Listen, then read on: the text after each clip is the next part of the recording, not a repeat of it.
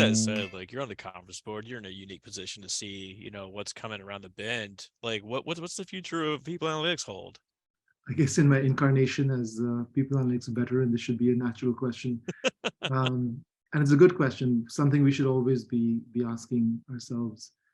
I think it's a bright future. I think obviously more and more companies have people analytics teams. There are more and more upcoming and veteran people analytics leaders to lead these teams. Again, coming back to trying to infuse people analytics into the bloodstream of HR, teams should grow to meet the demand, right? And that's the first law of workforce analytics, that the demand for workforce analytics grows exponentially. But over time, you've got to build the assets, you've got to roll out certain things that equip HR people to fend for themselves, to fish for themselves, if you will. And so at some point, the central team should get smaller, because I think in the bloodstream means you're right there near the organs, near the tissue.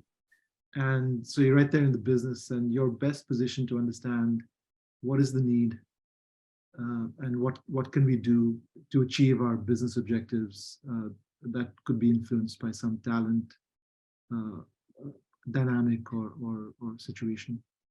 Well, my riff on this has been people analytics moves from being an add-on to the way that business is done, which is essentially, I think, what you're saying, like in the bloodstream, right?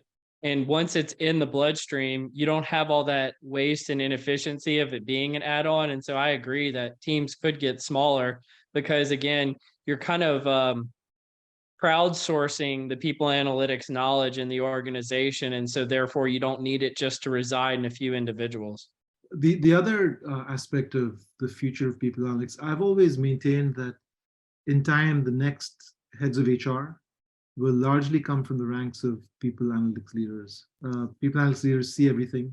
They kind of understand different parts of the HR world and machinery. And previously, they used Can I poke on this a little bit, Amit? Yeah, sure, yeah. Because I actually used to believe this, and then I got closer to the chief people officer position. I was like, oh no, this is not made for an analytics person, because it seems like they have to deal with so many, I don't know, organizational type. I don't know, like I don't have a nice word for it. Relational issues as opposed to task issues or technical issues. I totally. I was gonna say bullshit, but you said it better than I did. Like they have to deal with so much stuff that it just doesn't seem like analytics leaders are really cut from that cloth. Yeah, and I appreciate that, because I was at a conference recently, and there was a panel of people analytics practitioners, and it was being moderated by the head of HR for that company. And he asked the question, because I know that, and he has the same thinking as me about this projection. So he asked the group, it was about 100 or more people, mostly people analytics practitioners and leaders. And he said, who's a people analytics leader, practitioner?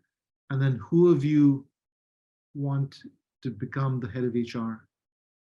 And he was shocked. I was shocked. It was two people. And those people that want to be the head of HR are probably the people you don't want to be the head of HR. Yeah, no kidding.